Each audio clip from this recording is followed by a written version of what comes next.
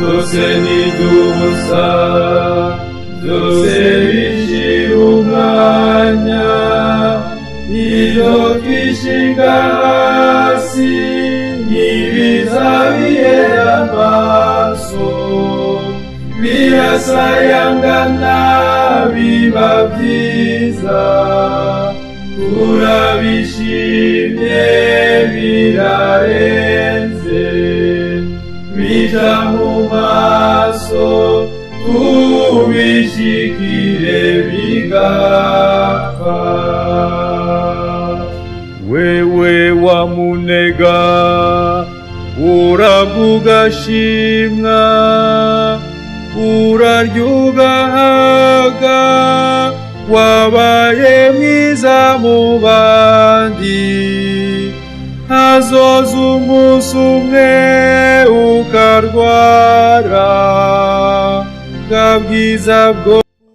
Papa Francisco n'ivy'ukuri ntakiri muzima. Umupapa yabaye umujezuite wa mbere yaronse iryo banga. Yari papa wa mbere yitwa Francisco. Ariko none imbere y'ivyo vyose Papa Francisco yakuze gute? Yavukiye he? Papa Francisco yavukiye mu gihugu ca Argentine, aho bita i Buenos Aires. Yavutse yambaye ubusa nk'abandi bana bose, ariko bivugwa yuko yari umwana afise urukundo. Ubu rero niwe bita Jorge Mario Bergoglio. Papa Francisco, urugendo rwiwe rugiye kutwereka ko ubukuru atari icubahiro, ariko ubukuru ari ukwicisha bugufi. Kubukuru ari ukwigisha gukunda. Reka rero duhere ku buto bwiwe n'ukuntu yinjiye mu vy'Imana. Jorge Mario Bergoglio yavutse kuwa 17 Kigarama mu 1936. Yavukiye mu muryango w'abimukira bava mu Butaliyano.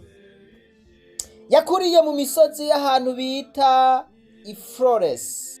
Yavukiye mu muryango ubayabaye. Yaratanguye amashure yiwe arayiga, ariko rero ngo naho yakunda ibijanye na shimi, ibijanye n'ubuhinga, umutima wiwe wari usanzwe uhamagariwe iyindi nzira. Yagomba kwitanga, gusenga no gukorera abandi. Aha rero amaze kugira imyaka 21 niho yinjira mu muryango w'abajezuite. Reka turabe ingene yaronse ubusaseredoti. Mu 1969 niho yaba patiri. Mu buzima bwiwe bwa gisaseredoti yahisemwo ubuzima bwo kwiyorosha, ubuzima bwo kwicisha bugufi. Nta bitayega yari afise, nta matungo yari afise, ariko umutima wiwe yawugururiye kubatishoboye. Nk'umukuru wa diocese ya Buenos Aires yahora agendera abantu mu mihana yabo, akagendera abapfunzwe, akagendera mu masoko, agasangira n'abatishoboye. Hambavu y'ivyo agatera intege n'abataye icizere. Mbega yagomwe ryari ngo abe umwungere mukuru wa diocese? Kuwa 13 Ntwarante mu mwaka w'2013 Jorge Mario Bergoglio yatowe kuba papa. Yabaye umupapa wa mbere aturutse mu bumanuko bwa Amerika. Ijambo ryiwe rya mbere yagize ati: ndabashimiye ko mwantoranije, dusabiranire twongere dusabikanye. Papa yabaye umuhuza w'amahoro n'umuvugizi w'abanyantege nke.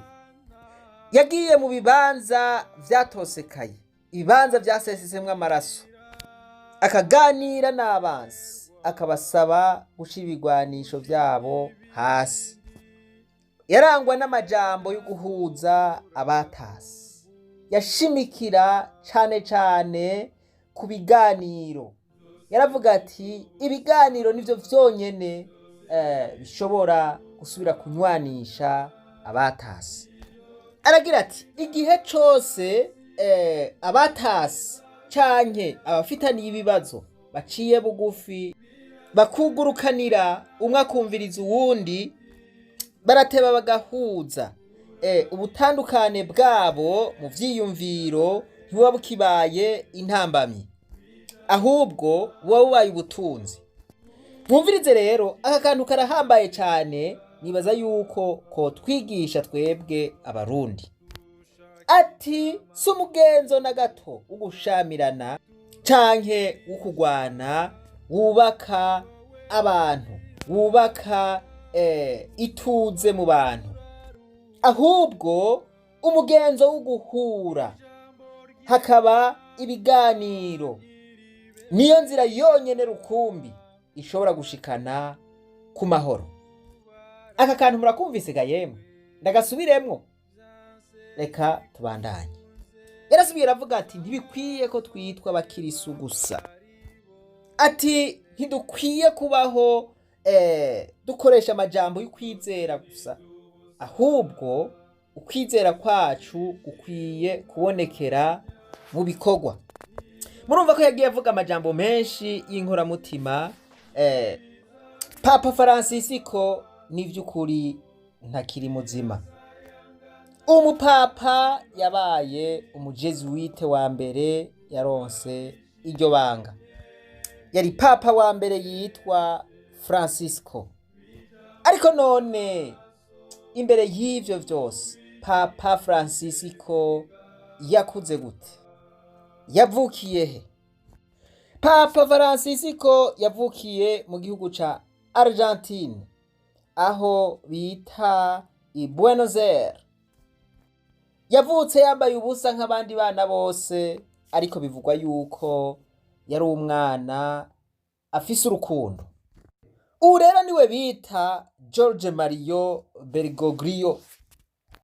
Papa Francisco, urugendo rwiwe rugiye kutwereka ko ubukuru atari icubahiro, ariko ubukuru ari ukwicisha bugufi. Kubukuru ari ukwigisha gukunda. Reka rero duhere ku buto bwiwe n'ukuntu yinjiye mu vy'Imana. Jorge Mario Bergoglio yavutse kuwa 17 Kigarama mu 1936. Yavukiye mu muryango w'abimukira bava mu Butaliyano. Yakuriye mu misozi y'ahantu bita i Flores. Yavukiye mu muryango ubayabaye. Yaratanguye amashure yiwe arayiga, ariko rero ngo naho yakunda ibijanye na shimi, ibijanye n'ubuhinga, umutima wiwe wari usanzwe uhamagariwe iyindi nzira. Yagomba kwitanga, gusenga no gukorera abandi. Aha rero amaze kugira imyaka 21 niho yinjira mu muryango w'abajezuite. Reka turabe ingene yaronse ubusaseredoti. Mu 1969 niho yaba patiri. Mu buzima bwiwe bwa gisaseredoti yahisemwo ubuzima bwo kwiyorosha, ubuzima bwo kwicisha bugufi. Nta bitayega yari afise, nta matungo yari afise, ariko umutima wiwe yawugururiye kuba atishoboye. Nk'umukuru wa diyoseze ya Buenos Aires yahora agendera abantu mu mihana yabo, akagendera abapfunzwe, akagendera mu masoko, agasangira n'abatishoboye. Hambavu y'ivyo agatera intege n'abataye icizere. Mbega yagomwe ryari ngo abe umwungere mukuru wa diyoseze? Kuwa 13 Ntwarante mu mwaka w'2013, George Mario Bergoglio yatowe kuba papa. Yabaye umupapa wa mbere aturutse mu bumanuko bwa Amerika. Ijambo ryiwe rya mbere yagize ati: ndabashimiye ko mwantoranije, dusabiranire twongere dusabikanye. Papa yabaye umuhuza w'amahoro n'umuvugizi w'abanyantege nke. Yagiye mu bibanza vyatosekaye, ibibanza vyasesesemwe amaraso, akaganira n'abansi, akabasaba gushira ibigwanisho vyabo hasi. Yarangwa n'amajambo yo guhuza abatasi. Yashimikira cane cane ku biganiro. Yaravuga ati ibiganiro nivyo vyonyene bishobora gusubira kunywanisha abatasi. Aragira ati igihe cose abatasi canke abafitaniye ibibazo baciye bugufi bakugurukanira, umwe akumviriza uwundi, barateba bagahuza, ubutandukane bwabo mu vyiyumviro ntibuba bukibaye intambamyi, ahubwo buba bubaye ubutunzi. Mwumvirize rero, aka kantu karahambaye cane, nibaza yuko ko twigisha twebwe abarundi. Ati si umugenzo na gato ugushamirana canke ukugwana wubaka abantu, wubaka ituze mu bantu, ahubwo umugenzo w'uguhura, hakaba ibiganiro, niyo nzira yonyene rukumbi ishobora gushikana ku mahoro. Aka kantu murakumvise ga yemwe? Ndagasubiremwo? Reka tubandanye. Yarasubiye aravuga ati ntibikwiye ko twitwa abakirisu gusa. Ati ntidukwiye kubaho dukoresha amajambo y'ukwizera gusa, ahubwo ukwizera kwacu gukwiye kubonekera mu bikorwa. Murumva ko yagiye avuga amajambo menshi y'inkoramutima ku vyerekeye amahoro. Aya majambo rero tuzoyagarukako. Reka tubandanye n'icigwa c'uno musi. Abimukira rero, imfuvyi, ababoshwe, abagwaye, batagira kivugira, yababereye umuvugizi ataco yikeka. Yaravuze ati abapfunzwe ntibakwiye kwibagirwa, Imana iba hagati y'imbohe. Ubu naho reka tuvuge ingene yitwararitse ivyerekeye ubumwe bw'amadini n'ibidukikije. Mu mwaka w'2019 niho yagirana amasezerano na Imam umukuru wa Al Azhar. Bagiranira amasezerano y'ubwuzure bw'abantu bose. Yasavye isi yose kwemera ko Imana ari imwe itugira abavukanyi. Mu nyandiko ya Laudato Si, Papa yasavye isi gufata neza isi. Umengo nticumvikana ariko nuko nyene kimeze. Yasavye abantu bo kw'isi yose gufata neza ibiri kw'isi ya Data rugira vyose. Yaragirije abasambura ibidukikije ku nyungu zabo. Ivyo rero ni bimwe muri vyinshi Papa yakoze. Yaravuze ati sinzoba papa igihe kidashira, nzotanga imbabazi uko nshoboye gushika igihe canje kigeze. Ariko rero naho biruko nta vyama vyera ngo de.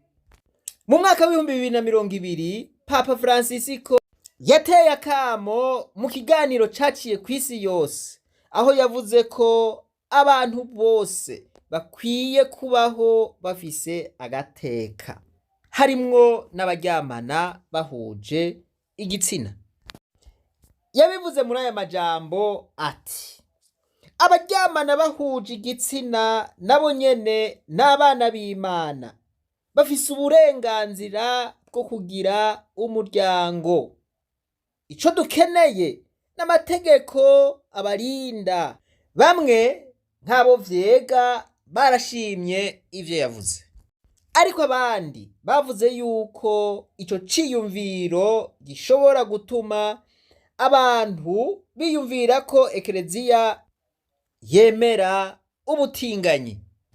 Mvuze ubutinganyi n'abaryamana bahuje igitsina. Ariko rero ico gihe Vatikano yasiguye ko atari uguhindura inyigisho z'idini, ko ahubwo ari ugushira imbere agateka ka zina muntu wese batahubwo ibi vyerekanye yuko Papa Francisco yahora yifuza ko ekereziya yugururiye bose, mbere n'abatandukanye n'abandi n'abaryamana bahuje igitsina barimwo. Nuko rero ntawe ushimwa na bose, niko bimeze ngaha kw'isi, kandi ntawe ugawa na bose, niko bimeze. Ngaya amateka ya Papa Francisco. Papa Francisco rero yaraye yitavye Imana afise imyaka 88. Reka tuvuge duti Imana Data wa twese imwakire mu bwami bwayo, imuhe uburuhukiro bwiza. Hariko harategurwa rero ibikorwa vyo kumushingura, ivyo tuzoheza tubereke ingene biriko biragenda.